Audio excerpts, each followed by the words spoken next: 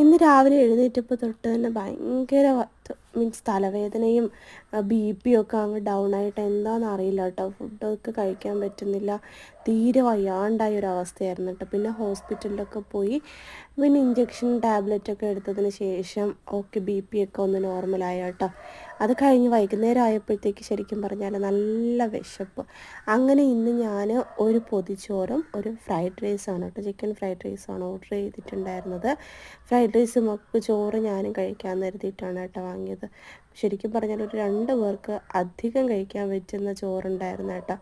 അപ്പോൾ ഇതിൽ കൂട്ടാനൊക്കെ ആയിട്ടുണ്ടായിരുന്നു കൊണ്ടാട്ടം മുളകുണ്ടായിരുന്നു, ഫിഷ് ഫ്രൈയും, മുട്ട പൊരിച്ചതുണ്ടായിരുന്നു, കപ്പയുണ്ടായിരുന്നു, അവിയലുണ്ടായിരുന്നു, അച്ചാറുണ്ടായിരുന്നു, പിന്നെ എന്തോ ഒരു ചമ്മന്തി ഉണ്ടായിരുന്നു കേട്ടോ.